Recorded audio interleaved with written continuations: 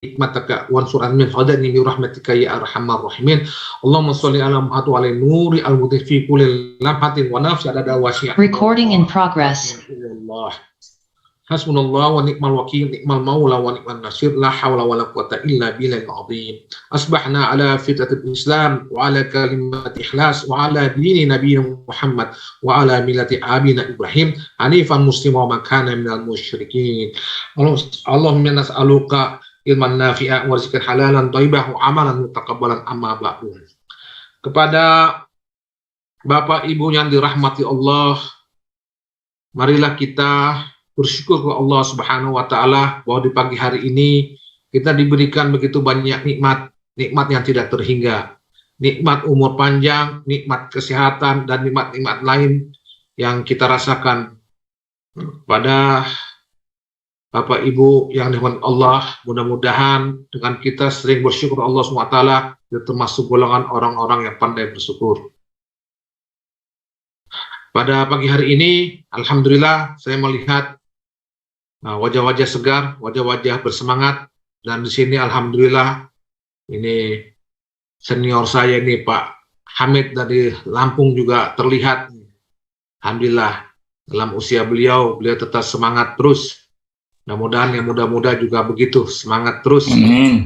Jangan sampai kita hilang semangat. Semangat adalah modal kita. Marilah kita buka pengajian pada pagi hari ini dengan sama-sama membaca basmalah. Bismillahirrahmanirrahim. Alhamdulillah, pada pagi hari ini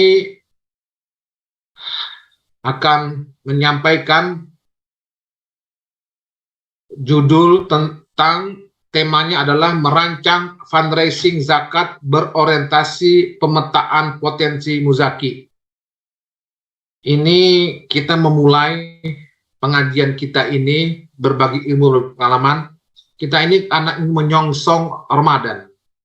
Karena bagaimanapun Ramadan ini menjadi sesuatu yang kita katakan bagi Basnas maupun LAS maupun EBZ, banyaknya orang Indonesia kalau berzakat inginnya di bulan Ramadan. Karena apa? Karena amal ibadah di bulan puasa nilainya sangat besar. Oleh karena itu semuanya mencari Ramadan gitu ya. Walaupun ini sebenarnya para ulama mengatakan ya tidak harus begitulah. Yang penting kalau hisab-hisabnya sudah sampai ya diberikan. Nah oleh karena itu, karena kita seperti itu, dan ternyata bukan hanya Indonesia, di Pakistan pun juga begitu, dari Ramadan ke Ramadan. Sementara fiskal kita Januari Desember. Nah, yang akan menyampaikan ini orang yang istimewa, Direktur Layanan dan Promosi Bahasa Serbia Indonesia, yaitu Bapak Ruli Kurniawan. Beliau ini juga sudah kemarin ikut Certified Fundraising Management yang dilakukan oleh guru dari Indiana University dari USA. Dan beliau ini banyak menggeluti masalah layanan terhadap muzaki dan juga bagaimana merancang kegiatan untuk fundraising. Beliaulah yang selalu memonitor di Basnas Pusat berapa dana yang masuk bulan ini dan bagaimana, apakah mencapai target atau tidak, dan lain-lain. Concern beliau adalah bagaimana muzaki itu bisa merasa, kita sebut adalah memberikan dana zakatnya dengan rasa bahagia, rasa senang, dan merasa nyaman, aman, dan juga enjoy katanya. Kata orang sekarang tuh enjoy. Itu bila memberikan dana zakatnya. Dan pada kesempatan pagi hari ini, alhamdulillah Pak Ruli sudah ada di tengah-tengah kita. Kita persilakan saja Pak Ruli untuk menyampaikan, tapi ini nanti ada serial lagi ya Pak Ruli ya, Sabtu-Sabtu depan, karena kita ingin menyongsong Ramadan ini. Ramadan ini adalah titik tolak kita. Kalau penerimaan pengumpulan dana zakat kita besar pada Ramadan, maka kita bisa tahu apakah target kita bisa tercapai atau tidak pada tahun ini. Kami persilakan Bapak Ruli Kurniawan. Baik, terima kasih Prof. Tes suara, Pak. Apakah suara clear? Aman Mas Ruli. Clear. Aman ya. Baik, Bismillah. Assalamualaikum warahmatullahi wabarakatuh. Waalaikumsalam. Wa nusallimu ala rasulihil karim. Waalaikumsalam warahmatullahi wabarakatuh. Yang sama-sama kita hormati, kita muliakan dan kita banggakan, Prof. Nadra. Semoga Allah berikan keberkahan dan kesehatan senantiasa untuk beliau, dan bisa menyertai kita, membersamai kita dalam perjuangan di gerakan zakat ini, insya Allah. Amin. Dan Bapak Ibu jamaah pengajian Selasa pagi yang dirahmati Allah, mudah-mudahan istiqomah ya Bapak Ibu, hadir di pengajian pagi yang penuh barokah ini, ajang muzakarah bagi kita, ajang untuk tazkirah juga, saling memberikan nasihat, peringatan bersama kita. Mudah-mudahan Allah berkahi pagi kita ini dengan ilmu yang bermanfaat, insya Allah. Amin, amin. Baik, Bapak Ibu mohon izin untuk share screen.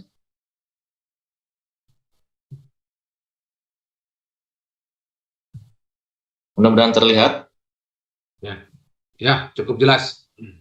Baik, ini menunaikan amanah dari Prof. Nadra. Jadi tema kita adalah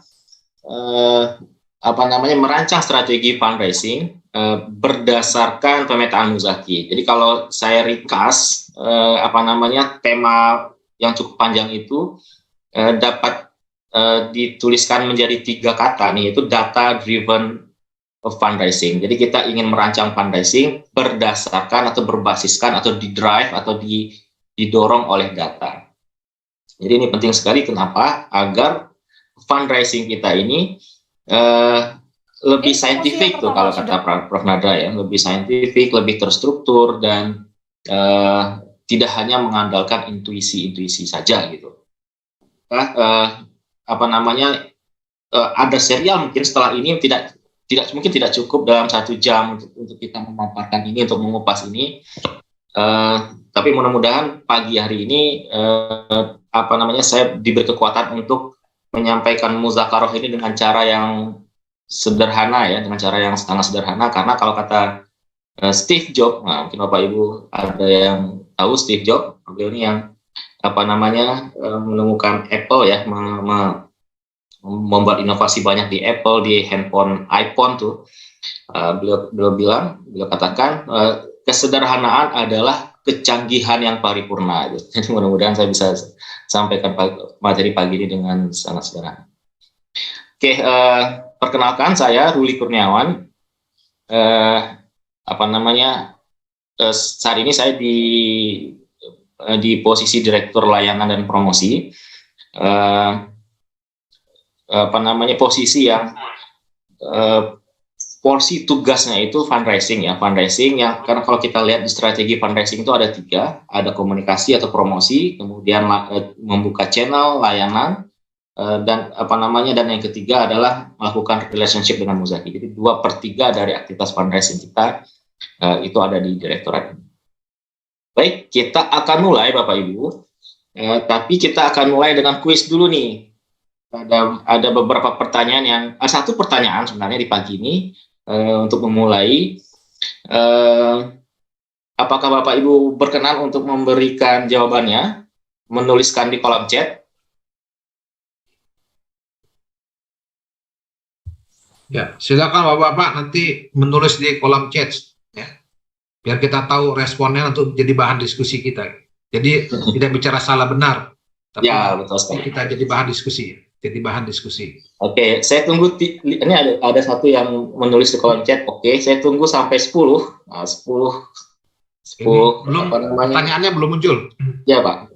Ya. Ditunggu 10 kalimat oke, nah baru kita akan lanjutkan pertanyaannya. Ini baru 4, 5, 6, 7. Masya Allah, ada guru saya, Pak Arifin. Oke, cukup. Baik, Bapak Ibu. Saya juga satu pertanyaan. Yang pertanyaan ini sebenarnya, kalau nanti Bapak Ibu mengundang Prof. Nadra untuk hadir di tempat Bapak Ibu, di lembaga Bapak Ibu, memberikan konsultasi dan lainnya, saya yakin Prof. Nadra akan mengajukan pertanyaan yang sama. Karena ini adalah pertanyaan fundamental sebenarnya. Ini fundamental, dan kalau di literatur CFRM-nya Prof. Nadra inilah pertanyaan yang masuk dalam kategori institutional readiness ya, untuk melihat atau mengaudit fundraising kita. Baik, saya akan ajukan pertanyaannya, tidak saya tuliskan, tapi akan saya bacakan.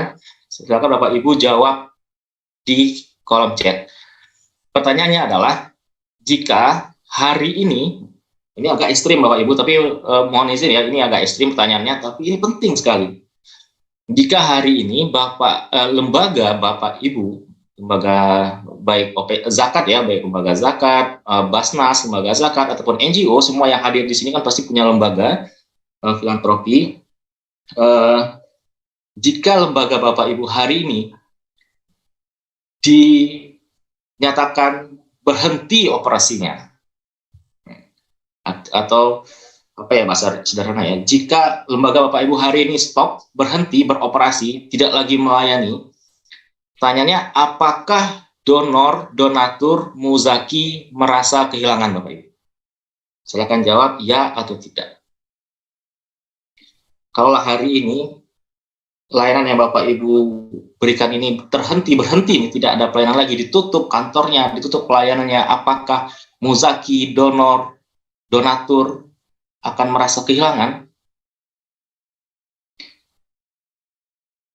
Ya, oke. Jika iya, nah ini adalah pertanyaan lanjutnya Bapak Ibu. Jika iya, hal apa yang akan sangat dirindukan oleh muzaki, donor, dan donatur? Silakan tulis. Ini tidak ada benar salah Pak. Ini untuk memantik ini aja. Ada satu poin yang nanti akan jadi penghubung bridging. Pertanyaan yang iya tadi, coba ulangi lagi. Ya, saya ulangi lagi Bapak Ibu. Kalaulah hari ini lembaga kita, lembaga Bapak Ibu itu berhenti beroperasi, ditutup nih, kantornya ditutup, layanannya dihentikan karena satu dua hal, apakah muzaki, donor, donatur kita merasakan kehilangan, Pak? Muzaki, apakah muzaki merasa kehilangan jika kantor kita ditutup, operasi kita berhenti, layanan kita? Jika iya, ini kan bisa jadi tidak nih, bisa jadi justru muzaki mungkin senang nih, wah ini nih baguslah bahasa di kantor ini, kantor organisasi filantropi atau fundraising ini ditutup, bisa jadi kan ya. Tapi kalau seandainya jawabannya iya, maka pertanyaan berikutnya, apa hal yang paling dirindukan oleh muzaki?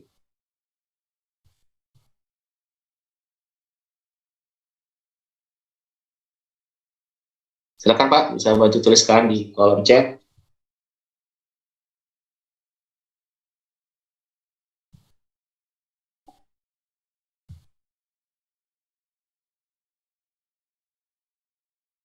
Jangan-jangan nanti yang dirindukan oleh muzaki minum kopi bersama Amir lagi. Nah, itu juga sesuatu Pak, itu boleh tampilkan. Tapi jangan-jangan yang dirindukan oleh donatur adalah sosok seseorang di lembaga kita, untuk melihat senyumnya Prof. Nadra misalnya. Ya, pelayanan zakat, doa dari Amil. Boleh Pak, kita tunggu sampai 50 chat. Ini baru berapa? Belum Pak. Bagi Pak.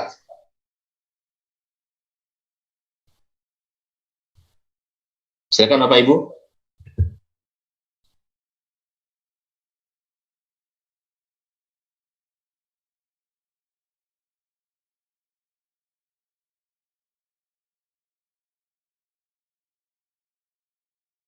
Kalau muzaki, kalau Bapak meyakini muzaki merasa kehilangan karena ketiadaan lembaga kita, maka hal apa yang paling akan dirindukan oleh muzaki?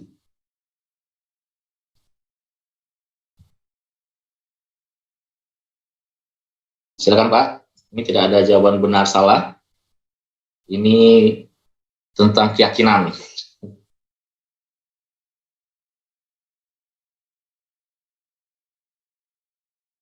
Oke, saya pikir cukup jawabannya.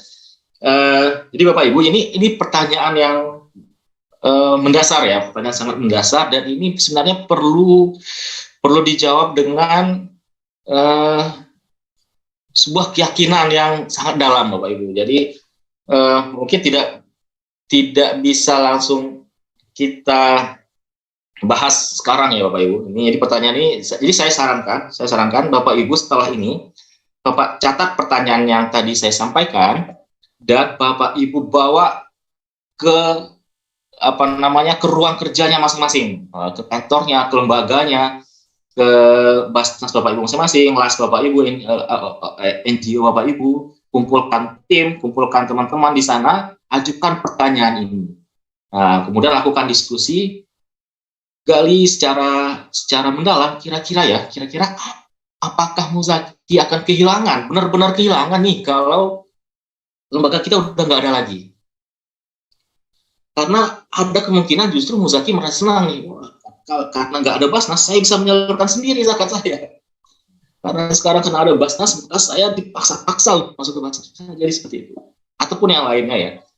Ini kurang gali, kalau kita sampai pada keyakinan bahwa saya yakin Muzaki merasa akan sangat kehilangan kalau Basnas ini tidak ada. Maka hal apa yang akan paling sangat dirindukan? Nah, itu perlu Bapak Ibu nanti buat diskusi ini di tim. Tujuannya agar kita dapat apa? Nah, agar kita sampai pada satu hal, yaitu value Bapak Ibu. Agar kita tahu sesuatu yang perlu kita perjuangkan, yang value ini adalah sesuatu yang Muzaki, donor, rela menukarkan trust-nya. Dia taruh trust-nya, taruh kepercayaannya, dia rela menitipkan pengharapannya itu kepada lembaga kita, dititipkan juga uang dana zakat untuk value ini. Jadi ini pertanyaannya ekstrim, tapi ini pertanyaan yang fundamental. Kalau kita punya hal ini clear, maka kita akan mudah fundraising berikutnya. Jadi pertanyaan ini tentang value, Bapak. Jadi Bapak Ibu sekalian, jadi pertanyaan ini tentang value. Jadi value ini adalah sesuatu yang Muzaki rela menukarkan trust-nya tuh. Mereka taruh trust-nya, kepercayaannya. Padahal pada saat yang sama Muzaki bisa melakukan sendiri penyaluran zakatnya. Muzaki pada saat yang sama Muzaki bisa salurkan ke lembaga yang lain. Muzaki bisa titipkan langsung ke kiainya. Muzaki bisa langsung serahkan ke panti asuhan misalnya, atau lembaga yang mereka yakini yang lainnya, yang bukan lembaga kita. Tapi mereka harus taruhkan zakatnya itu ke kita. Itu kenapa? Itulah value, Pak. Itu yang Bapak harus gali, Bapak harus cari, Bapak Ibu harus diskusikan nanti bersama tim untuk dapatkan value ini, sehingga Muzaki terbayar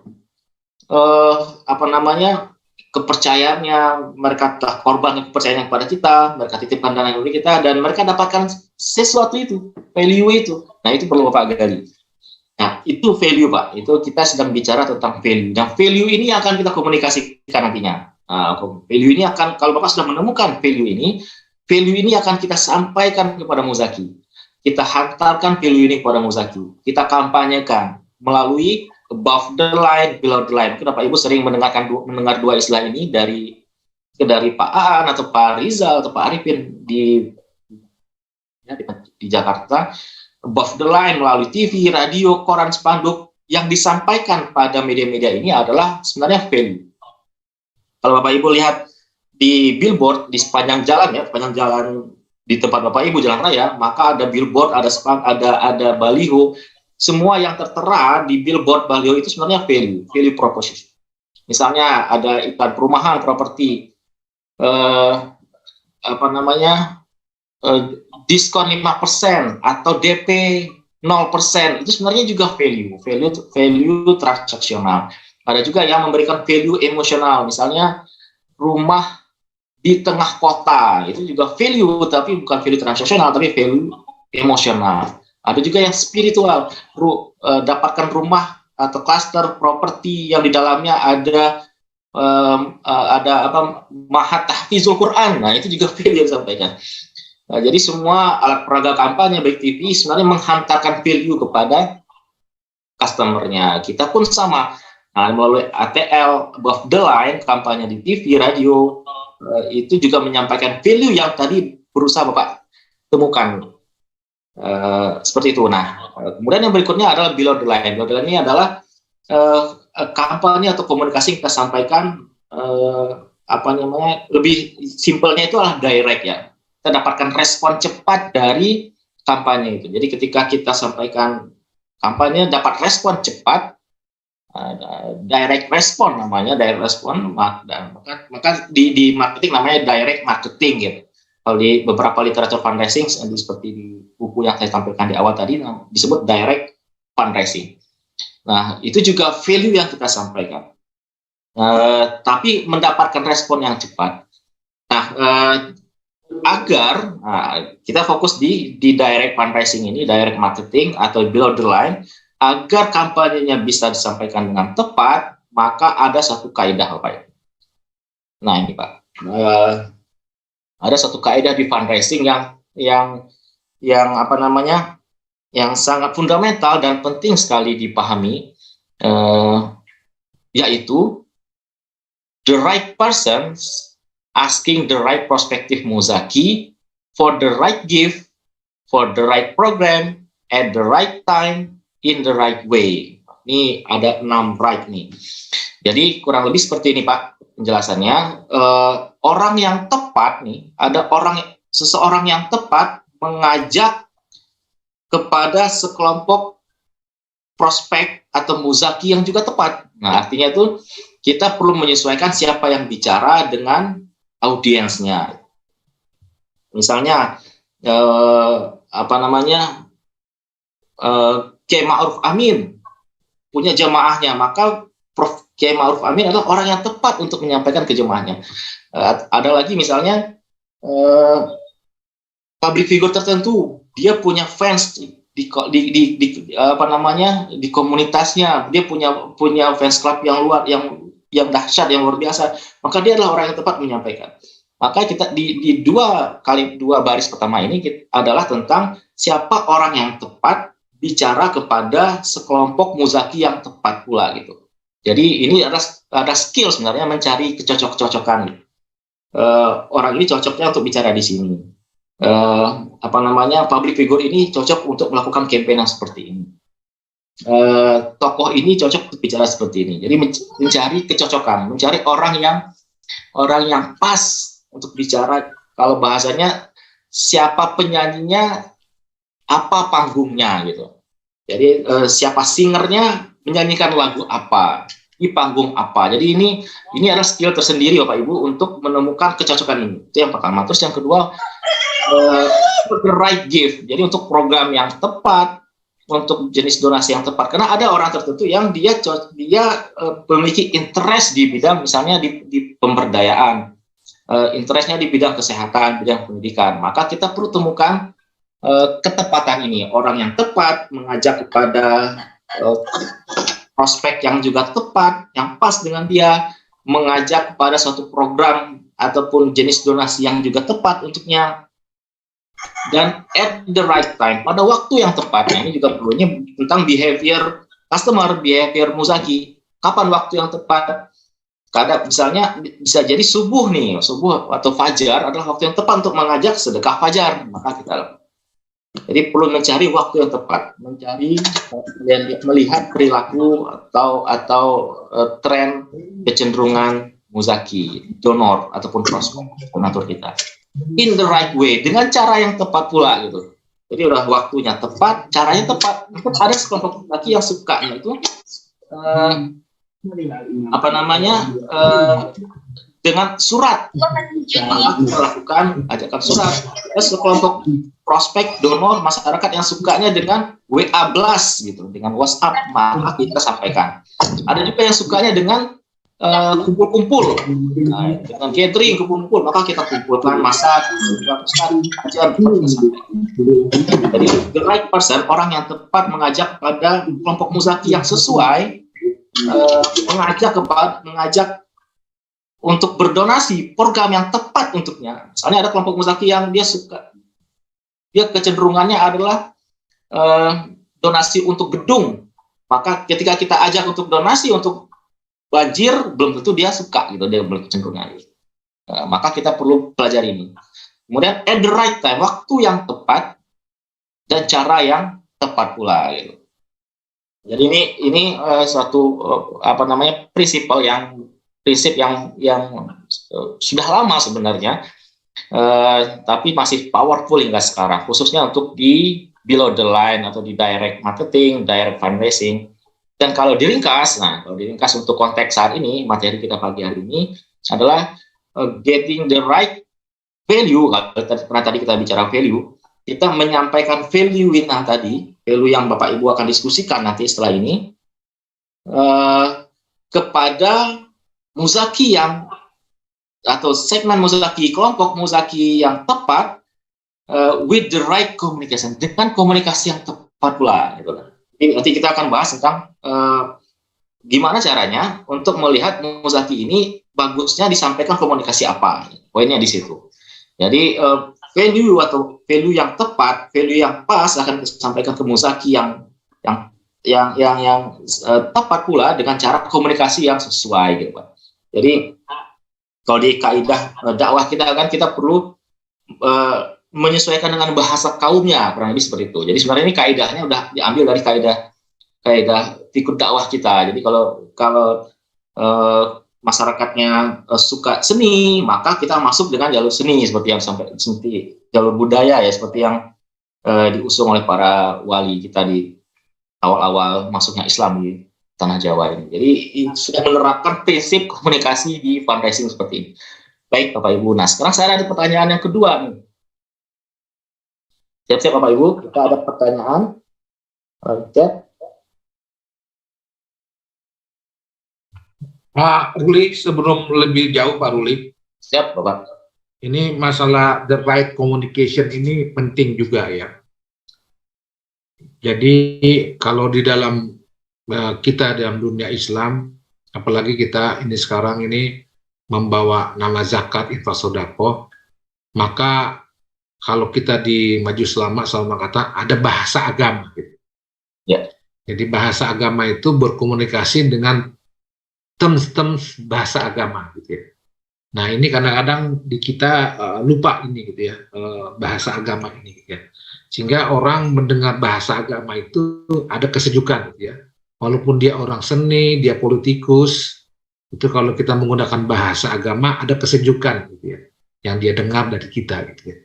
Jadi ini juga intro yang bagus, kita menggunakan bahasa agama yang tepat, tidak berlebihan ya, tapi bahasa agama yang tepat. Nah ini memang perlu, memang personal communication ini memang perlu dilatih dan perlu diberikan kepada petugas staf-staf kita di lapang gitu ya. Ya, dan juga mengenai soal umur ya. Perbedaan umur untuk Indonesia kan masih juga harus bisa membawakan diri gitu ya, dengan teman dan dengan orang lebih tua itu bahasanya seperti apa gitu. Nah ini bahasa-bahasa budaya dan bahasa agama ini juga harus diperhatikan dalam komunikasi ini. Itu mungkin catatan saya ya kepada staf-staf nantinya. Ya. Terima kasih Pak. Itu aja. Ya, terus tadi Prof. Terus sudah diajar sebenarnya prinsip komunikasi ini sudah diajarkan oleh agama kita sebenarnya di dakwah ini, dan sudah diajarkan oleh orang tua kita. Sekarang dibakukan secara saintifik oleh dunia marketing. Nah, maka ya kita jadi merujuk ke literatur itu. Baik, sekarang pertanyaannya, sebelum kita masuk ke data driven fundraising ini, pertanyaannya adalah pertama, apakah Bapak Ibu tahu siapa muzaki yang paling besar donasinya? Ya atau tidak? Silakan Pak, bisa ditulis di kolom chat. Apakah Bapak Ibu mengetahui siapa muzaki yang paling besar donasinya? Oke, pertanyaan kedua. Apakah Bapak tahu siapa muzaki yang hari kemarin berdonasi ke lembaga Bapak Ibu? Atau siapa muzaki yang paling baru dalam database Bapak Ibu? Ya atau tidak? Terus yang ketiga, apakah Bapak Ibu mengetahui siapa muzaki yang hampir meninggalkan lembaga Bapak Ibu?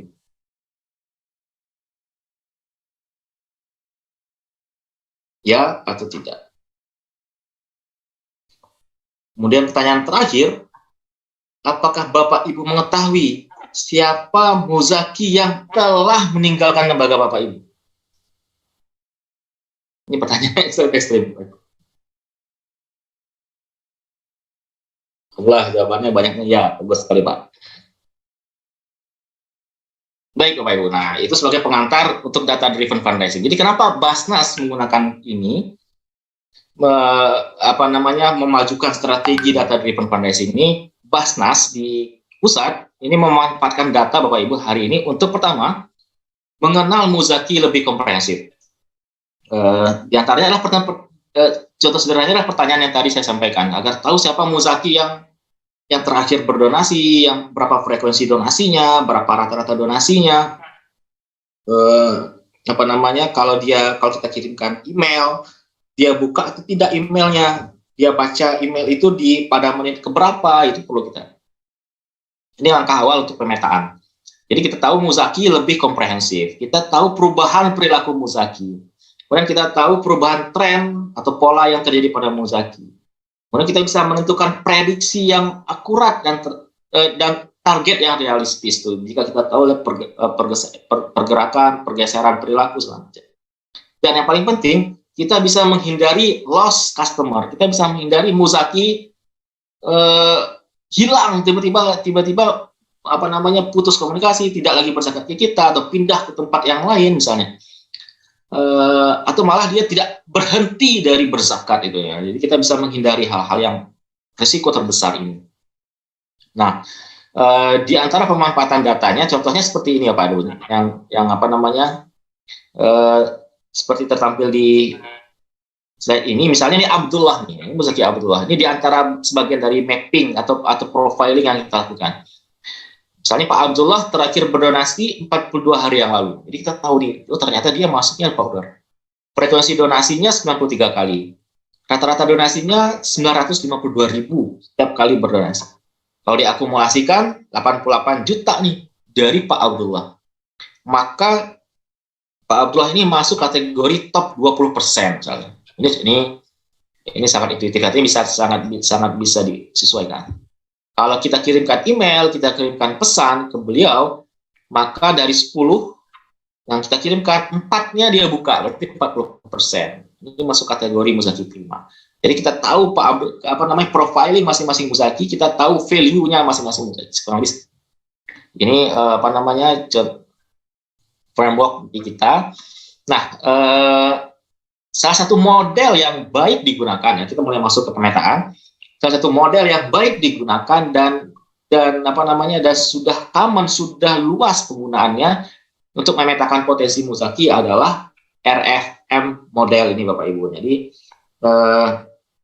ini usianya sudah 40 tahun ya. Ini sudah sekitar tahun 70-an mulai ditemukan dan sudah digunakan hampir di semua industri retail hari ini, seperti Alfamart dan semuanya. Giant, kemudian Matahari, hampir semua industri retail, perbankan menggunakan ini, dan ini pun diadopsi oleh sekolah filantropi, sekolah fundraising, yang dijadikan sebagai model baku lah yang paling sederhana untuk memetakan potensi muzaki. RFM, R resensi, F frekuensi, M monetary. Jadi kita berusaha menganalisa muzaki dari pertama resensi. Resensi ini adalah kapan terakhir muzaki berdonasi, berzakat ke kita. Apakah kemarin, 1 hari yang lalu, apakah 2 hari yang lalu, apakah 1 bulan yang lalu, apakah 1 tahun yang lalu, atau terakhir berdonasinya 3 tahun yang lalu. Nah, kita perlu petakan itu. Resensi, kapan terakhir kali muzaki berdonasi. Kemudian frekuensi, berapa kali muzaki yang sama itu berdonasi ke kita dalam periode tertentu. Misalnya dalam 1 tahun ini Pak Abdullah berdonasi 3 kali, 4 kali, 5 kali, 6 kali, itu perlu kita petakan.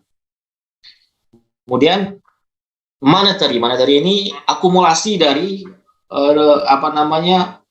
donasinya Pak Abdullah, zakatnya Pak Abdullah. Dalam 1 periode ini misalnya tahun 2022 Pak Abdullah frekuensinya 4 kali, akumulasinya 1 miliar misalnya. Nah, itu perlu kita tahu, perlu kita petakan RFM, resensi frekuensi monetary. Ini adalah model paling dasar. Sehingga kemudian langkah berikutnya adalah kita bikin skor resensi, misalnya 1 sampai 5 ya, 1 sampai 5 skornya. Yang tertinggi adalah 5. Artinya ini adalah muzaki yang berdonasinya kemarin sampai 30 hari ke belakang. Berarti muzaki yang berdonasi di bulan Januari ini skor tertinggi nih. Artinya dia masih baru banget, masih hangat tuh interaksi dengan kita. Mungkin muzaki ini masih mendengar, masih terasa getaran suara petugas pelayanan kita, masih ingat aroma kantor kita kayak gitu. Nah, ini skornya tinggi. Ada lagi yang skor di bawahnya itu yang 1 bulan sampai 90 hari yang lalu. Terakhir berdonasinya mungkin sekitar bulan, ya kalau di sekarang Januari ya, berarti mungkin sekitar bulan Oktober, terakhir berdonasinya bulan Oktober, atau bulan November, atau bulan Desember. Maka masuk skor keempat. Kita kasih skor 4. Kemudian skor 3. Skor 3 ini muzakinya berzakat 3 bulan sampai 180 hari yang lalu. Berarti terakhir berdonasinya sekitar bulan September misalnya. Atau muzaki, kita kasih skor 2 untuk muzaki yang berdonasinya sekitar bulan Februari yang lalu. Berarti udah hampir 1 tahun yang lalu. Terakhir berdonasinya, setelah itu nggak donasi lagi. Tidak berzakat lagi. Kemudian kita kasih skor 1 untuk muzaki yang terakhir berdonasinya 2 tahun yang lalu atau di atas 1 tahun yang lalu. Kita kasih skor paling rendah. Nah, ini perlu dipetakan Bapak Ibu. Ini contohnya ya. Contoh ini bisa sangat intuitif, artinya sangat bisa Bapak Ibu sesuaikan. Itu resensi. Kemudian frekuensi. Kita kasih skor tertinggi bagi muzaki yang frekuensinya sering. 21. Misalnya contohnya 21 sampai 25 kali dalam setahun. Kita kasih skor 4 untuk 16 sampai 20 kali. Skor 3 untuk 11 sampai 15 kali. Skor 2 untuk 6 sampai 10 kali. Skor 1 untuk 0 sampai 5 kali misalnya. Skor terendah. Jadi kita petakan muzaki berdasarkan frekuensinya. Ini menunjukkan loyalitas sebenarnya. Kemudian yang terakhir monetary. Kita kelompokkan muzaki, kita kasih skor muzaki berdasarkan akumulasi donasi yang dikumpulkan, yang diberikan ke kita, yang dititipkan ke Basnas atau ke OPZ atau lembaga Bapak Ibu. Skor tertinggi 5 untuk misalnya muzaki di atas 40 juta. Skor 4 untuk muzaki 10 sampai 40 juta. Skor 3 untuk di bawahnya, skor 2, skor 1 untuk yang di bawah 1 juta. Jadi kita kasih skor masing-masingnya sehingga muzaki yang ideal, muzaki yang muzaki yang prima, itu adalah muzaki yang skornya 5, 5, 5. Jadi resensinya 5, artinya dia baru aja kemarin berdonasi. Kemudian frekuensinya 5, dia dalam setahun ini banyak sekali jumlah donasinya, dan akumulasinya besar. Nah, itu muzaki yang prima gitu. Jadi kita punya, ketika nanti Bapak Ibu ada Basnas Award misalnya, atau akan memberikan penghargaan, memberikan apresiasi, maka ini metode ini bisa digunakan. Jadi 5, 5, 5. Muzaki yang resensinya 5, frekuensinya 5, monetarinya skala 5, skor 5, maka itu bisa dikategorikan muzaki prima. Sebaliknya ada juga nih muzaki yang dia frekuensinya banyak, frekuensinya 5 nih, skor 5, tapi monetarinya 2. Monetarinya dapat skor 2 gitu. Resensinya misalnya dia 3, jadi 5, 2, 3. Itu treatmentnya seperti apa? Itu nanti ada lagi. Jadi masing-masing skor, masing-masing skor, masing-masing level itu ada konsekuensinya, ada cara menanganinya gitu. Ini kalau bahasa umumnya disebut segmentasi. Resensi, frekuensi, monetary. Nah, nanti akan terlihat gambar seperti ini Bapak Ibu kalau dibuat. Oh ya, nanti ini akan saya kirimkan bersama file ini, file Excel. Bapak Ibu nanti bisa lihat cara mendapatkan atau cara mengolah, cara menggunakan formula ini di file Excel ya Bapak Ibu. Nanti bisa dititipkan, disampaikan ke timnya untuk dipelajari juga. Nanti kalau diperlukan workshop khusus nanti mungkin dijadwalkan oleh Diklat ya, atau Pusdik. Nah, nanti akan terpetakan muzaki itu seperti ini kurang lebih. Jadi nanti berdasarkan resensi ada yang skornya 5 tadi akan di atas, yang skor 1 itu ada di bawah. Kalau frekuensi yang tinggi, yang level frekuensi yang skornya 5 akan di kanan, frekuensi yang skornya 1 akan di kiri. Nanti akan terpetakan tuh mana yang masuk kategori old. Artinya udah lama banget nggak berdasarkan di kita. Kemudian ada muzaki baru, ada muzaki yang pernah loyal dengan kita, tapi sekarang udah nggak lagi. Ada yang masih loyal. Nah itu nanti ini dari dua variabel saja nih, dari frekuensi, resensi dan frekuensi, belum monetary. Ini sudah kita bisa petakan seperti ini. Nah berikutnya setelah kita tahu fakta ini, maka kita lakukan action, tindakan.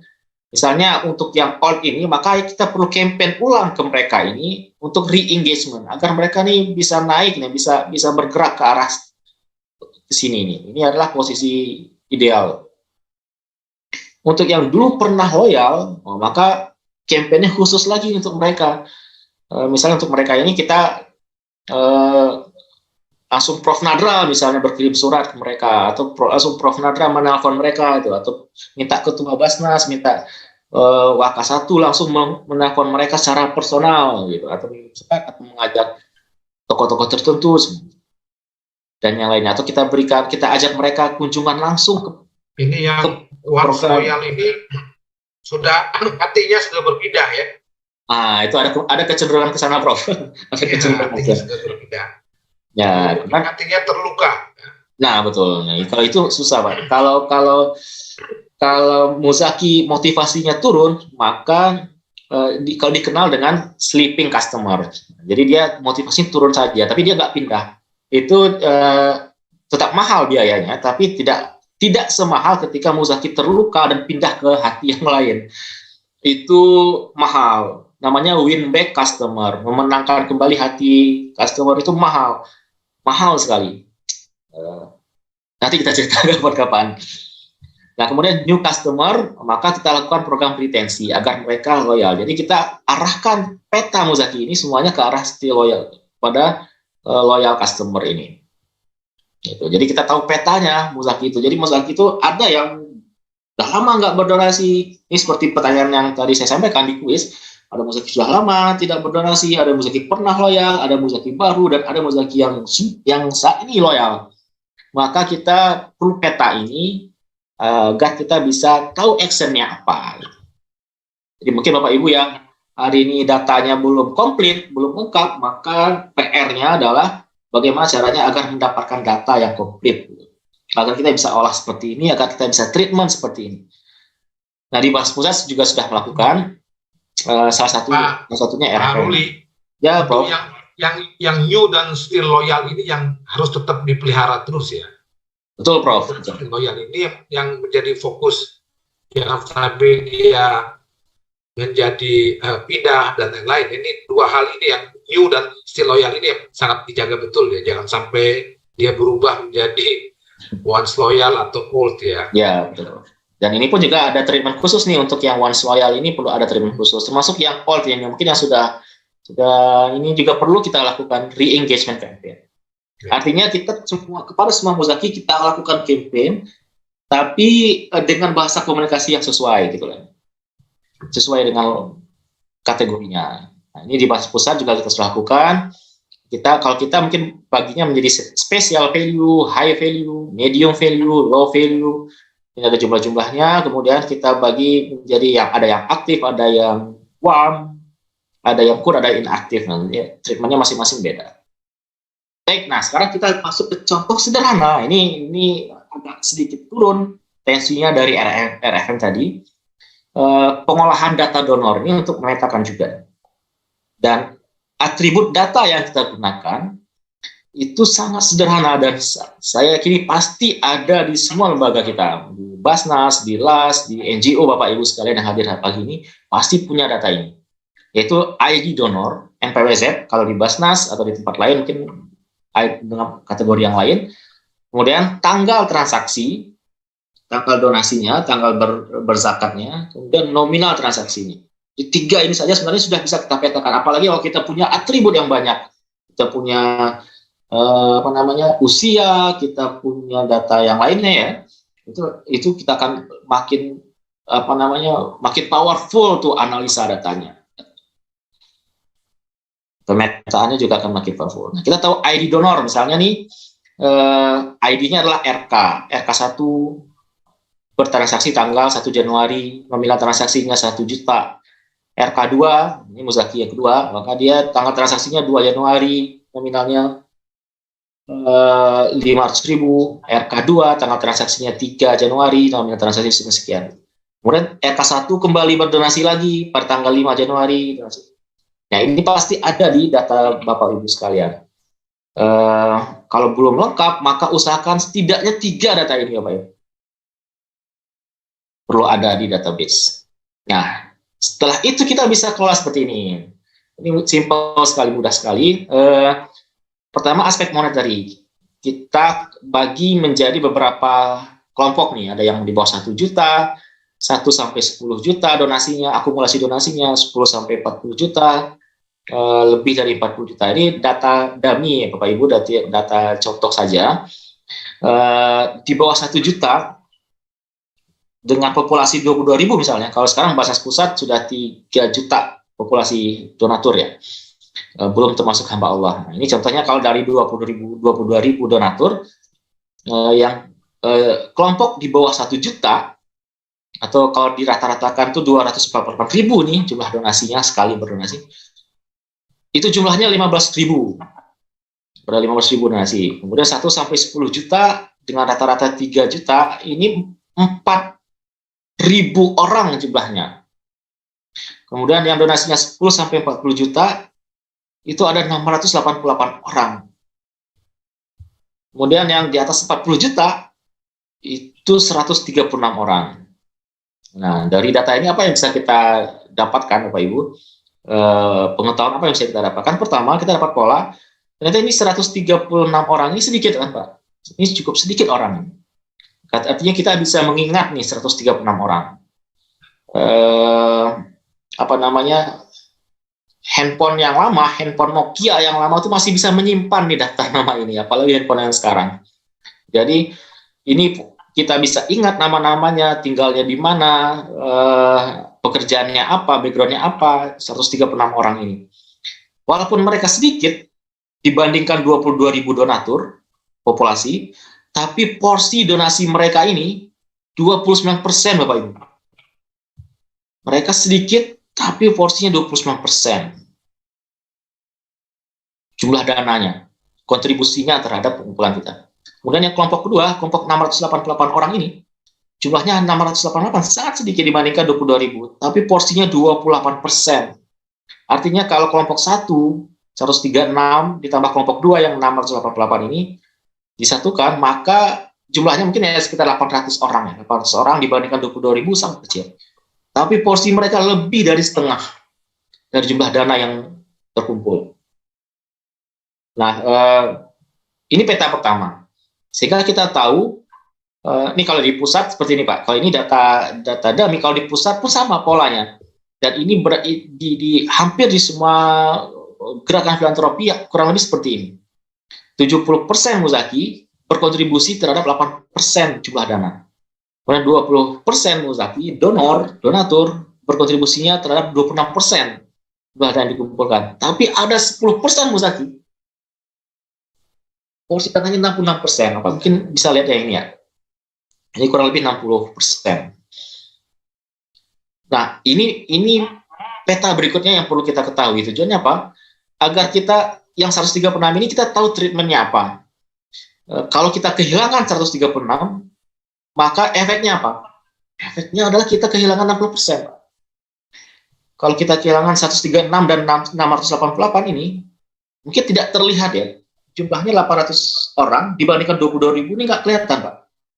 Tapi kalau Bapak kehilangan 800 orang ini, Bapak telah kehilangan potensi 60% untuk berdonasi tahun berikutnya. Ngeri ya Pak ya, ngeri sekali. Dan efeknya itu bukan untuk lembaga kita, efeknya itu untuk mustahik. Akan ada sekian mustahik yang tidak terbantu. Ada rumah sehat, rumah sakit yang tidak beroperasi lagi. Ada pemberdayaan dan lain. Nanti kita akan bahas. Baik, nah berikutnya dari atribut data ini, Pak, dari data ini kita juga bisa dapatkan berapa frekuensinya. Ternyata yang kelompok 1 juta frekuensinya 2,6 kali dalam satu periode. 1 sampai 10 juta dia cukup loyal 3 kali dalam satu periode. 10 sampai 40 ini lebih loyal lagi nih. Mereka udah dananya besar, setiap kali nyumbang, dan frekuensinya 3 kali lebih besar dibandingkan yang lain. Itu 40. Jadi kita tahu frekuensinya, kita tahu tingkat loyalitasnya. Dan yang terakhir lisensi. Kapan terakhir kali dia berdonasi? Misalnya dari 22.000 donatur ini, ada 2.700 orang yang terakhir berdonasinya 1 sampai 2 bulan yang lalu. Artinya kalau sekarang ini bulan November, Desember ya, ada 2.700 yang berdonasi. Terakhir berdonasinya 1 sampai 2 bulan yang lalu. Ada 2.400 orang yang terakhir berdonasinya 3 sampai 4 bulan yang lalu. Kemudian ada 9.000 orang yang terakhir berdonasinya 7 sampai 8 bulan yang lalu. Mungkin sekitar bulan Ramadan yang lalu. Setelah itu nggak berdonasi lagi. Kemudian ada pula yang 1.800 orang yang terakhir berdonasinya 1 tahun yang lalu. Setelah itu tidak berdonasi lagi. Apa dampaknya nih kalau kita lihat? Muzaki yang terakhir berdonasi 1-2 bulan yang lalu, jumlahnya 2.700 ini ternyata kontribusi dananya itu 7M. Tapi ini mereka masih hangat ya. Jadi dia terakhir berdonasi Desember. Artinya mereka masih hangat pelayanan Basnas ke mereka atau pelayanan lembaga zakat Bapak Ibu ke mereka ini masih hangat. Tapi kalau Pak lihat di sini ada Muzaki yang terakhir berdonasinya 1 tahun yang lalu. Ada 1.800 dan jumlah dananya 1,4. Ini kemungkinan besar Pak nggak akan kembali ke tempat kita nih Pak. Kalau itu terjadi 1,4 M dana hilang Pak untuk tahun depan Bapak Ibu. Potensi dana ini bisa jadi tidak lagi masuk Bapak Ibu. Kemudian berikutnya yang 7-8 bulan yang lalu sekitar bulan Ramadan ada 9.000 donatur. Kalau diakumulasikan jumlah dananya 22M. Dan setelah bulan Ramadan itu mereka tidak berdonasi lagi. Kalaulah itu bulan Ramadan itu adalah saat terakhir mereka berdonasi ke Basnas, maka tahun 2023 ini kemungkinan besar mereka nggak akan berdonasi lagi, maka kita kehilangan 22 miliar. Potensi di tahun 2023 ini. Apa dampaknya, Bapak Ibu? Kalau kita kehilangan 22M ini, bukannya rugi itu bukan Basnasnya Pak yang rugi. Yang rugi itu mustahilnya Pak. Kalau 22M ini kira-kira berapa RSB yang bisa kita bikin Pak? Berapa RSB yang bisa kita bangun? Mungkin 2 atau 3 RSB. Kalau 22 miliar ini berapa gerobak pemberdayaan yang bisa kita berikan kepada mustahik? Berapa beasiswa yang bisa kita bantu? Berapa modal usaha yang bisa kita deliver kepada mustahik? Kalau kita kehilangan ini, maka yang hilang itu bukannya rugi itu bukan Basnas, tapi yang mustahik yang kita perjuangkan ini. Maka kita tahu value masing-masing muzaki ini kaitannya dengan mustahik tadi. Nah, kalau kita tahu peta-peta ini, maka kita bisa masuk ke strateginya. Jadi kita misalnya nih, salah satu strateginya adalah cross-sell. Artinya nanti kita tahu bahwa ada sejumlah donatur yang hanya berdonasi pada satu produk saja, misalnya di zakat saja misalnya. Jumlahnya 18.000 orang. Ada juga yang donatur atau muzaki yang dia berdonasi di 2 produk, misalnya zakat dan infak. Jumlahnya 2.800. Kemudian ada donatur yang setelah berzakat, berinfak, dia juga berkurban. Jadi dia masuk dalam kategori 3 produk. Ada yang 4 produk, misalnya dia zakat, infak, kurban, dan juga fitrah. Misalnya.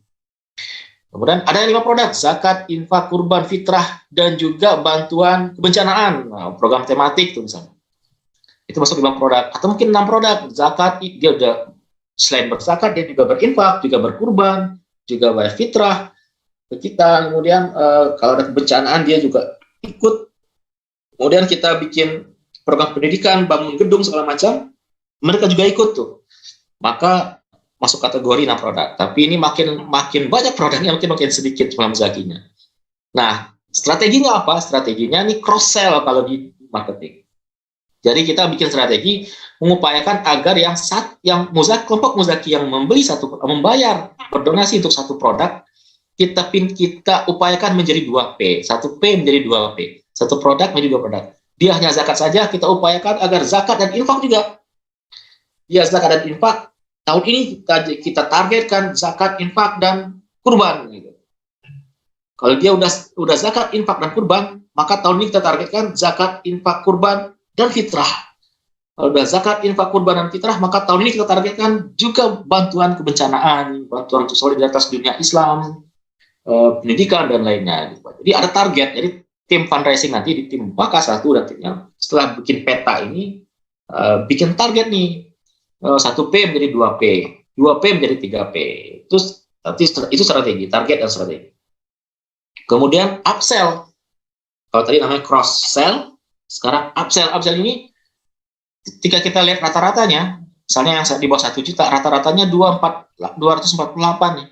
Maka tahun ini kita targetkan terjadi peningkatan rata-rata untuk kelompok ini. Dari 248 naik menjadi 250. Kenaikan rata-rata ini signifikan nih, akan terhadap jumlah dana yang akan dikumpul.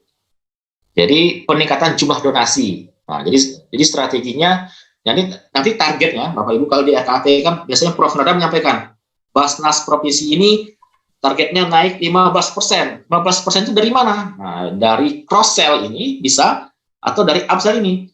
Dari peningkatan rata-rata jumlah donasi dan peningkatan frekuensi berdonasi. Ya, ini Bapak Ibu. Kalau udah tahu peta ini, jadi perlu yang 1 juta ini awalnya 2,6 kali di tahun lalu rata-rata frekuensinya, maka di tahun 2023 ini perlu diupayakan agar naik menjadi 3 kali frekuensinya. Yang atasnya naik. Jadi strateginya pertama cross sell, 1P menjadi 2P, 2P menjadi 3P dan seterusnya. Kemudian peningkatan rata-rata donasinya dan peningkatan frekuensi berdonasinya. Jika ini berhasil dirumuskan nantinya dan berhasil dijalankan, maka ini di antara variabel yang akan mendongkrak pengumpulan Bapak Ibu sekalian, sehingga target yang dicanangkan oleh Prof. Nadra di masing-masing ataupun pimpinan yang lain di masing-masing daerah itu bisa tercapai. Nah, berikutnya adalah ada beberapa strategi nih yang perlu kita lakukan. Setelah kita tahu petanya, kita sudah menyusun beberapa rencana ya, taktik, strategi, maka berikutnya adalah relationship. Nah, kita perlu lakukan relationship, retention, referral, dan recovery. Relationship ini setelah kita kenali donor, kita siapkan konten komunikasi yang relevan untuk masing-masing segmentasi donor. Kita pilih media komunikasi sesuai, ini relate dengan yang tadi saya sampaikan di awal. Tentukan waktu dan timeline komunikasi, monitor output dan metrik komunikasinya. Ini contoh-contoh turunan strateginya adalah seperti ini misalnya. Nama kegiatannya misalnya sapa donatur. Kita kirim relationship email misalnya, atau relationship chat melalui WhatsApp, melalui SMS dan lainnya, atau panggilan telepon. Itu tentukan waktunya kapan, bagaimana cara kita menyampaikannya, siapa petugas dan segala macam. Kemudian ada bikin event. Misalnya eventnya adalah pesantren eksekutif, pesantren kilat eksekutif. Jadi kita undang muzaki ikut pesantren kilat di tempat, misalnya di hotel misalnya. Karena kan muzaki spesial tuh ingin yang spesial pula gitu. Itu kita tentukan kapan, bagaimana teknisnya. Kemudian bisa zakat nih. Kita undang muzaki yang hadir melihat program-program terbaik kita.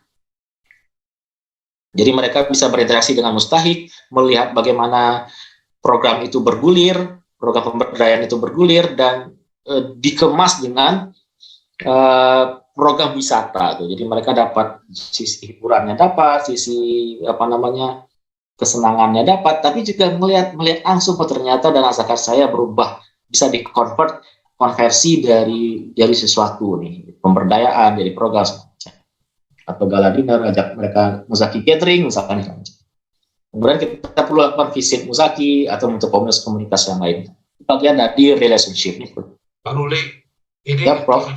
Di daerah kelihatannya yang sulit membuat event. Di daerah itu. Ya, nanti kita ada tema sendiri Prof sebenarnya untuk event ya. Ya, artinya kalau di daerah itu kelihatannya teman-teman di daerah agak sulit buat event ini ya. Ya. karena Apa, Prof? kekurangan tenaga, kekurangan staff, ya, dan merancang event ini kan juga nggak mudah ya. Ini mungkin yang belum banyak dilakukan oleh teman-teman di daerah. Jadi kita optimalkan saja mana yang paling visible, yang paling mudah, yang paling mungkin kita lakukan. Seperti Sapa Donatur ya, Sapa Donatur ini paling mudah. Tapi syaratnya satu saja, syaratnya adalah kita punya datanya. Ya, data email, data chat, data call. Kalaupun nggak punya, maka kita bisa jadwalkan. Kalau kita tahu tempatnya, kediamannya, lokasinya, tempat kerjanya, maka kita bisa visit. Nah ini, visit Muzaki ini di tempat kerjanya, kita bikin pengajian, bikin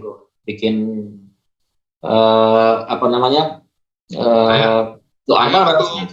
Pak Ruli, saya waktu menguji calon pimpinan, saya tanya, ada berapa orang Muzaki yang potensial yang besar yang Anda kenal?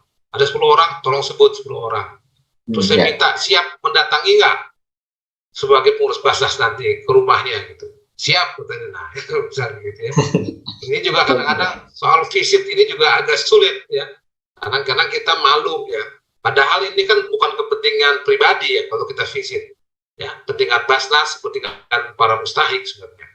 Mungkin ini masalah visit ini juga memang perlu ada kiat-kiat nanti dari tim PHP memberikan kepada teman-teman daerah. Ya, lanjut, silakan. Ya, Prof. Nah, nanti setelah program relationship ini berjalan baik nih, dan kita bisa lihat ada respon positif, maka kita baru masuk ke strategi yang kedua, retention. Yang tadi ya, cross-sell, upsell, itu baru bisa kita lakukan kalau ada relationship yang bagus. Kalau kita sudah berikan report yang baik pada Muzaki, maka ini bisa berjalan nih, retention. Tapi kalau kita belum terhubung dengan Muzaki, kita belum pernah bahkan menyapa Muzaki, belum pernah memberikan report program kepada Muzaki, maka ini mungkin agak sulit untuk didapatkan ya, cross-sell dan upsell. Artinya menggali potensi dana dari Muzaki existing itu akan sulit dilakukan. Nah, berikutnya adalah referral. Referral ini kita berupaya menjadikan Muzaki ini orang-orang yang akan membela kita, membela Basnas, membela lembaga Bapak Ibu sekalian, dan merekomendasikan Basnas ini ke koleganya. Ini strategi penting, referral. Tapi sebelum menjalankan ini, pastikan skor NPS kita nih good. Nah, ini kita ada survei sedikit. Kalau kita kalau kita punya data Muzaki, ada survei customer satisfaction. Ini biasanya pertanyaannya, berapa nilai yang Bapak Ibu berikan terhadap pelayanan? Ini kalau bisa Bapak Ibu lakukan. Ambil sampling boleh pada Muzaki, nanti kasih skala 1 sampai 5. Kalau mereka kasih 5 berarti mereka sangat puas tuh dengan kita. Tapi ada survei yang nggak kalah pentingnya, yaitu seberapa besar kemungkinan Bapak atau Ibu merekomendasikan lembaga kami, Basnas atau LAS atau lainnya, kepada kolega, skala 1 sampai 10. Nanti ada formulanya, nanti kalau kapan-kapan kita akan bisa diskusikan, sehingga nanti dapat angkanya. Dan ini benchmarknya ya. Ada yang good, nanti ada yang need improvement, nanti di bawah 0. Ini banyak sekali nih, kalau kita lihat ada data reportnya itu, NPS report itu banyak sekali yang di bawah 0 perusahaan saat ini. Ada yang good, kalau biasa perbankan itu di antara ini ya, good ini. Perbankan dan sektor retail rata-rata good. Kemudian ada yang great. Nah, Basnas alhamdulillah ada di 60 ini Bapak Ibu sekalian. Basnas pusat. Kita mengejar agak sampai ke excellent ini. Mudah-mudahan setelah berbagai badai yang kita alami ini tidak justru menyurutkan ya. Nanti kita survei lagi. Tapi kita mengejar sampai excellent ini 70-100. Saat ini yang saya ketahui di level ini adalah Amazon, Google, Facebook ya. Kalau audiensnya sangat loyal, sangat custom. Nah, kalau kita sudah nanti kita ukur dan oke, maka kita enak untuk mengajak mereka merekomendasikan Basnas ke koleganya. Nah, berikutnya Pak Ibu, beberapa slide lagi. Kalau kita berhasil bikin loyal dan kita masuk ke strategi referral, maka Muzaki kita itu bisa menjadi linkage ya Bapak Ibu sekalian. Jadi di fundraising itu ada prinsip namanya LIA, jadi linkage, interest, and ability. Jadi kalau Bapak Ibu mencari donor, prospek donor, maka perlu lihat dulu nih. Misalnya Bapak Ibu ingin mengajak seseorang, apakah seseorang itu pertama ability, dia punya kemampuan untuk berdonasi atau tidak. Kalau dia mampu berdonasi, apakah dia interest dengan program yang kita tawarkan gitu. Kalau iya, apakah kita terhubung dengan beliau, dengan Muzaki ini? Ada link nggak dengan beliau nih? Ada seseorang nggak yang bisa jadi penghubung kita dengan dia? Nah, kalau ada, ketiga variabelnya ada, maka ini bisa jadi prospek donor kita, dan kemungkinan besar berhasilnya itu tinggi. Tapi kalau dia ability, dia mampu berdonasi, dia orang kaya misalnya, dia punya resource yang bagus, yang kuat, tapi dia tidak interest dengan kita, maka agak sulit juga tuh, akan tidak mudah untuk kita prospek. Termasuk ketika dia ability, interest, tapi kita tidak terhubung dengan beliau, dengan mereka, tidak ada link, maka pun sulit. Maka Muzaki kita tadi yang sudah, kalau skornya di atas great atau excellent, maka mereka ini menjadi link bagi prospek-prospek yang lain. Mereka akan merekomendasikan Basnas, mereka akan bercerita bahwa Bapak Ibu kalau mau berzakat ke lembaga Basnas ini saja, karena saya sudah berzakat ke sana dan saya dapatkan pengalaman yang terbaik. Jadi dia akan cerita. Nanti ketika kita campaign, kita taruh poster, spanduk, beliau, maka donatur baru ini akan sudah pernah terpapar pesan dari linkage ini, sehingga akan mudah pesan kita masuk ke donatur baru, prospek baru. Jadi donatur baru ini akan jadi linkage untuk sampainya pesan kita kepada prospek baru. Nah, yang terakhir recovery. Jadi kita setelah kita kenali perubahan perilaku donor, jika didapati ada kecenderungan menurunnya motivasi, tadi kan kita lihat tuh, udah lama, ada 8 bulan, 9 bulan, 10 bulan, bahkan udah setahun lebih tidak berdonasi, maka kita lakukan program sleeping customer, dan win back customer. Jadi program seperti apa nanti? Nah, kalau kita petakan tuh, nyampe kita masuk ke kesimpulan, kalau kita petakan alur data driven fundraising kita ini, setelah kita punya data transaksi, interaksi, data demografi kalau mungkin, terus kita buat di platform, kita simpan datanya, kita olah, lalu data itu kita jadikan bahan untuk campaign aktivasi. Kita lakukan relationship, kita lakukan retention, kita recovery, dan kita mencari customer baru yang mirip dengan profil yang telah kita buat dari profilingnya. Jadi ini framework data driven fundraising buat kita. Baik Bapak Ibu, kita sudah sampai di akhir. Silakan kalau Bapak Ibu ingin berdiskusi, ingin mendalami ini mungkin lebih lanjut, silakan. Mungkin Pak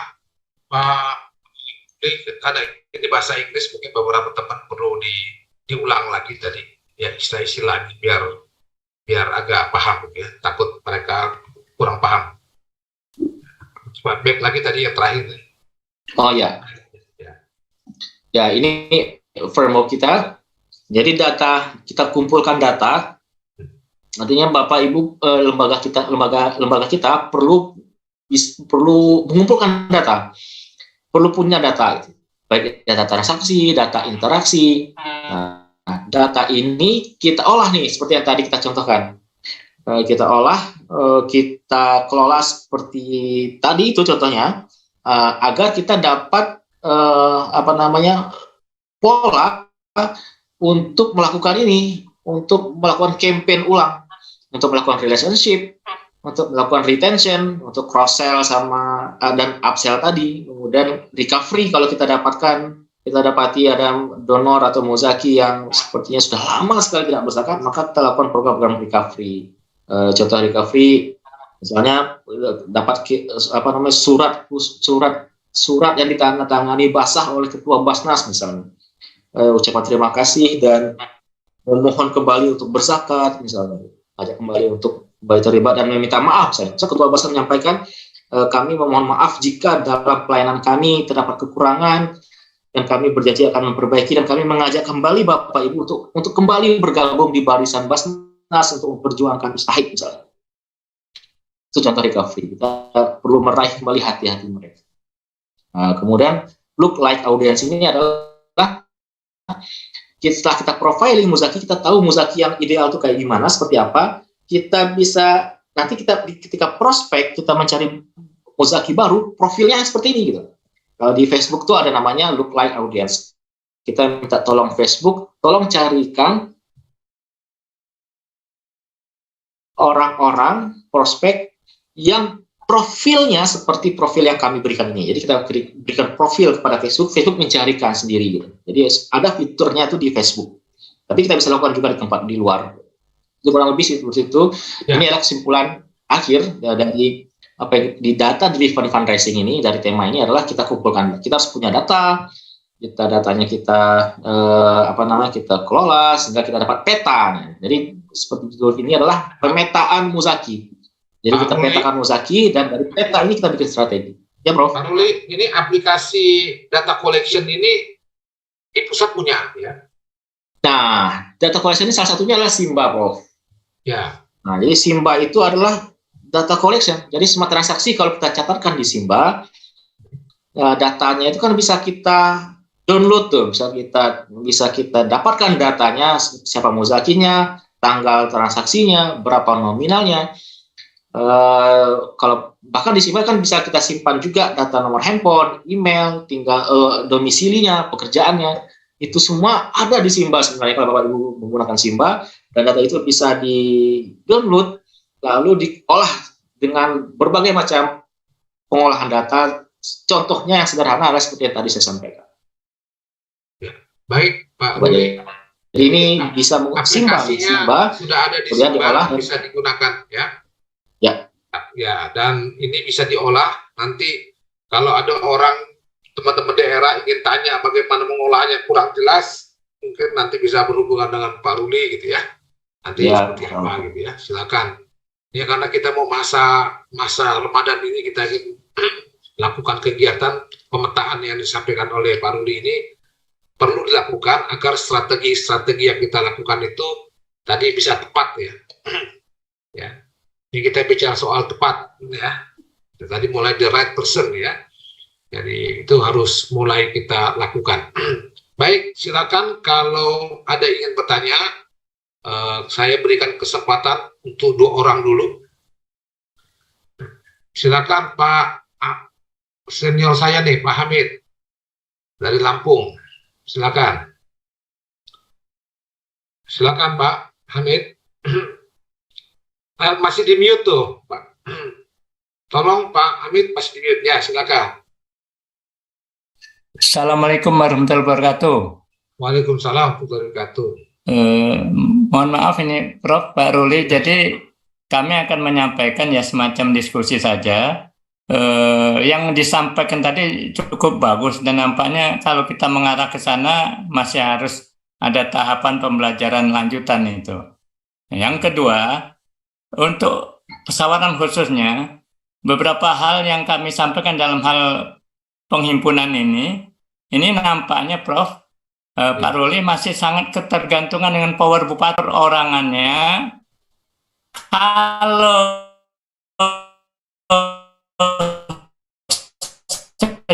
secara kelembagaan kita pakai sistem, model-model kita itu adalah siapa yang tertinggi di situ dari lembaga yang ada di pemerintah daerah ataupun di Kemenak Kabupaten, itu akan kita berikan penghargaan di setiap acara yang dihadiri oleh Bupati. Itulah cara kita menggali semangat potensi dari Muzaki yang ada di lembaga-lembaga. Secara kelembagaan insya Allah kita bisa memberikan data, karena bagaimanapun nampaknya nih Pak Ruli, yang terbesar perolehan yang kita peroleh adalah ketika kita laporkan secara on balance sheet, itu nampak di situ. Tapi akan lebih besar yang off balance sheet, yang dari UPZ masjid. Itu bahkan 2 kali lipat itu dari yang on balance sheet-nya, yang ada dalam neraca. Jadi sekarang model yang disampaikan oleh Pak Ruli tadi, nampaknya kita perlu ada pendalaman lagi ini, terutama dalam model pelaporan dan lain sebagainya.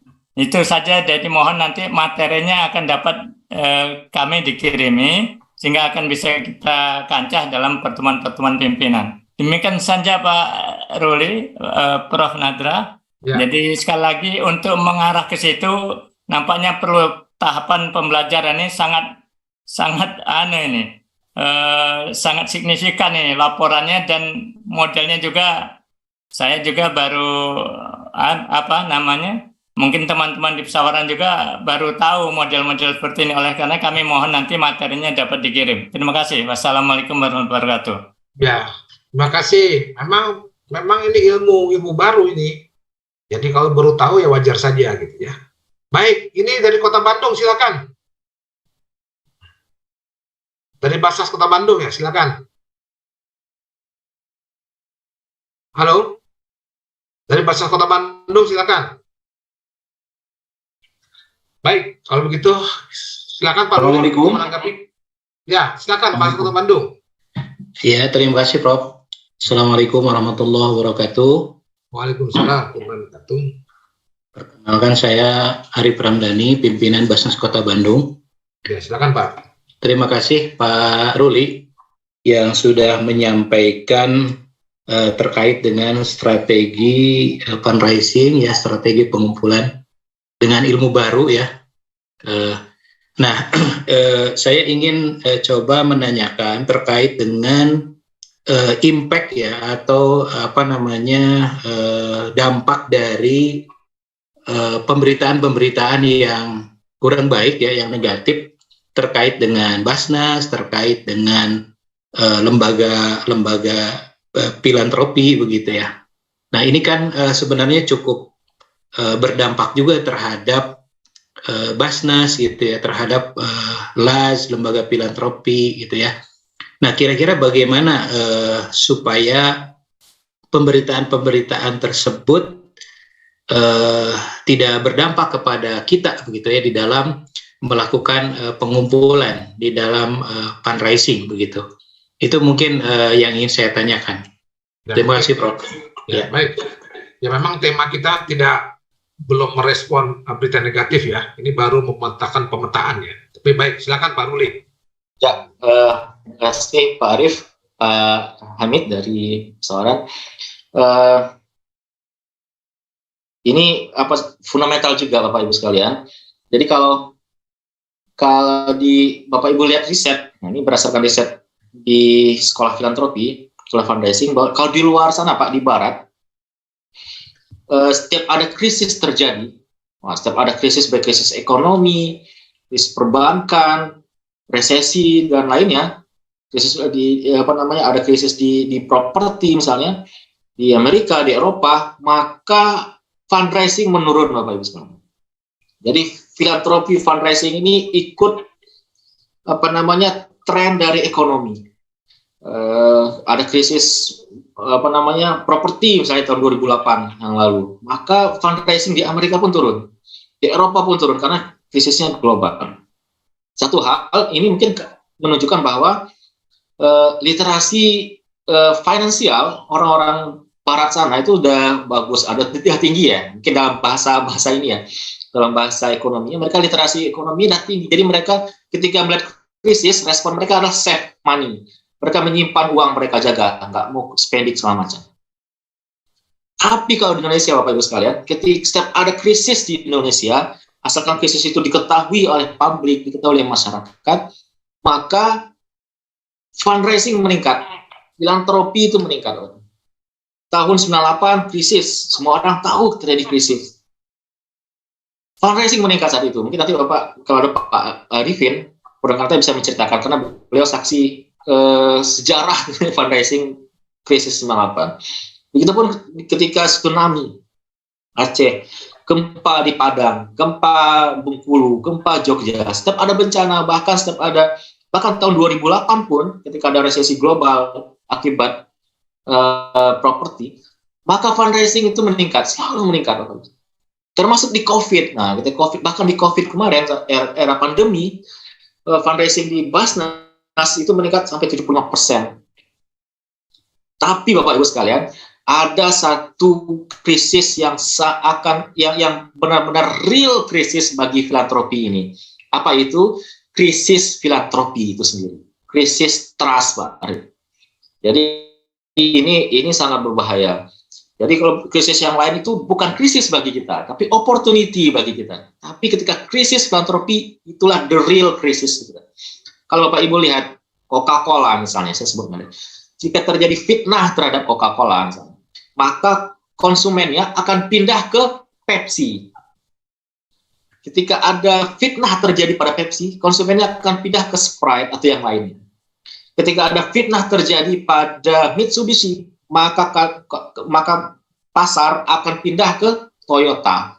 Ada masalah di Toyota, maka customer pindah ke Daihatsu dan lain-lain. Tapi Bapak Ibu sekalian, jika ada fitnah terjadi pada satu institusi filantropi, maka yang terkena fitnah bukan institusi itu saja, tapi seluruh penggerak filantropi akan terkena fitnah. Semua orang akan hilang trust-nya kepada lembaga filantropi. Itu coba kita lihat kemarin ya, tahun kemarin terjadi seperti itu. Maka inilah pentingnya forum pagi ini. Forum pagi ini adalah forum muzakarah, forum tazkirah. Kita harus saling jaga Bapak Ibu. Jadi antar lembaga ini perlu saling jaga, karena jika satu terkena fitnah, maka yang lain pun akan terkena dampak. Pasti Pak. Itu nature-nya dari filantropi. Jika satu lembaga hilang percaya publik terhadapnya, maka lembaga yang lain pun akan terkena dampaknya. Maka apa yang bisa kita lakukan? Kita perlu saling ingatkan. Dan yang kedua, kita perlu tampilkan program-program. Hari ini ketika kita lihat banyak sekali krisis terhadap filantropi terjadi, maka yang perlu kita tampilkan adalah program. Kita perlu perlihatkan ke masyarakat bahwa Amil ini bekerja dan ini loh dampaknya. Nah, kita perlu hadirkan itu. Ini seperti sekarang kita sedang menampilkan rumah layak huni yang jumlahnya ada ribuan ternyata yang telah kita buat, yang telah kita berikan ke mustahik dari berbagai macam daerah dan itu dampaknya sangat signifikan. Jadi kita perlu yang hari ini kita hadirkan adalah program-program. Kita tampilkan bahwa program ini berdampak ke ini, program ini dampaknya sekian, program ini sekian.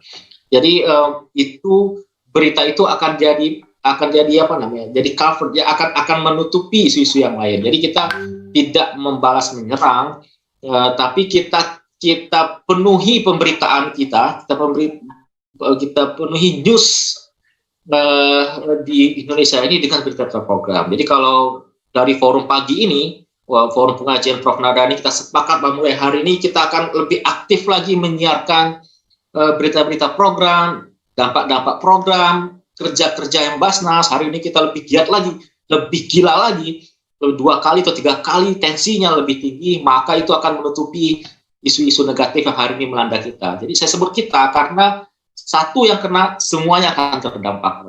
Maka mungkin dari forum ini kita bisa bikin resolusi ya Prof. Nadra ya, untuk lebih gencar lagi. Ini kan mudah-mudahan bisa menjawab. Ya, jadi ini tadi pertanyaan dari Pak Arif ya dari Bandung, ini memang harus kerja kolektif kita ya. Nggak bisa kita memutuskan sendiri atau kerja sendiri. Ini kita harus berjamaah, collective action kita harus kita bangun, ya trust kita pertahankan. Oleh karena kita harus ingatkan bahwa yang namanya mengelola zakat ini, kita mengelola uang, itu yang harus diingat. Dan dalam dunia ini ada 2 skandal keuangan, skandal seks. Itu pasti rame itu. Ya. Jadi kalau kita juga begitu, kita dianggap skandal keuangan kalau kita ada hal-hal yang menyimpang gitu ya. Nah ini kita berat, dan berkafirinya bukan hal yang mudah. Untuk kerja keras kita harus bersama, nggak bisa Basnas sendiri atau Mas sendiri atau UPZ sendiri, harus bersama-sama berjamaah kita. Ya. Baik, pertanyaannya Pak Hamid belum terjawab mungkin. Pak Ruli? Oh iya, maaf. Jadi betul Pak Hamid. Jadi memang perlu ada step selanjutnya agar bisa masuk ke retail ini. Jadi memang karena sebagian besar kita dulu Basnas pun seperti itu Pak Hamid. Jadi kita pernah ada di masa kita tuh fundraisingnya itu melalui UPZ. Nah itu. Kita belum masuk retail. Jadi memang ada masa-masa seperti itu. Dan hari ini kita sampai ke posisi ini, pusat sampai ini juga tidak mudah. Jadi ada proses exercise yang kita lakukan di bawah. Tapi yang perlu kita pahami, bahwa amanah zakat yang diberikan kepada kita, yang kita mintakan amanah itu dan akhirnya amanah itu datang ke kita, di undang-undang disebutkan bahwa kita ini perlu berdakwah kepada seluruh umat Islam yang wajib berzakat. Artinya zakat yang perlu kita layani adalah zakatnya seluruh umat Islam, tidak kelompok tertentu. Misal tidak hanya PNS saja, tidak hanya ASN, tapi seluruh lapisan masyarakat yang wajib berzakat, maka kita wajib untuk melayaninya. Nah, tapi tentu karena kita resource-nya terbatas, resource yang kita miliki ini sangat terbatas, sumber daya sangat terbatas, maka kita perlu tentu ada prioritas. Mungkin karena dengan resource kita hari ini, kita baru bisa menggarap ASN, maka kita optimalkan di situ. Tapi dengan tetap menguatkan menyiapkan diri untuk bisa menggarap yang lainnya, gitu. Karena kesuksesan itu adalah pertemuan antara kesiapan dan kesempatan. Nah, mungkin hari ini kita baru bisa melayani ASN, maka kita optimalkan itu sambil kita menyiapkan diri untuk bisa melayani bagian-bagian yang lain dari masyarakat kita ini. Agar nanti ketika kesempatan itu datang, kita telah siap, dan kesiapan dan kesempatan yang bertemu maka akan jadi sukses. Maka forum Selasa pagi ini, pengajian Selasa pagi ini adalah waktu yang tepat untuk kita menyiapkan diri agar kita siap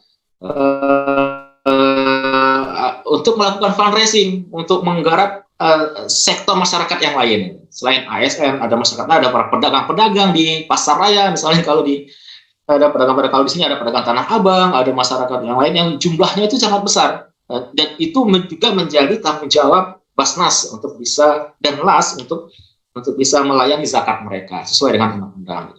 Jadi memang mudah-mudahan forum Selasa pagi ini kita istiqomahkan, kita kalau perlu ada pendalaman lebih lanjut dalam rangka menyiapkan diri kita untuk bisa hanya ke ASN, tapi juga bergerak kepada muzaki-muzaki baru atau muzaki yang sudah ada kita pertahankan. Demikianlah mungkin pada pagi hari ini, dan terima kasih kepada para peserta yang sudah ikut dalam pengajian ini. Mudah-mudahan kita diberikan kesehatan, kekuatan, dan mudah-mudahan kita bisa ikut lagi pengajian di waktu yang akan datang. Pak Arifin, mau ada komentar sebelum saya tutup? Cukup, Prof. Alhamdulillah, berkah. Mudah-mudahan manfaat buat teman-teman semua se-Indonesia. Ya, baik, terima kasih. Baiklah, kita tutup sama-sama dengan baca hamdalah. Alhamdulillahirabbil alamin. Alhamdulillahirabbil alamin. Wassalamualaikum warahmatullahi wabarakatuh. Waalaikumsalam.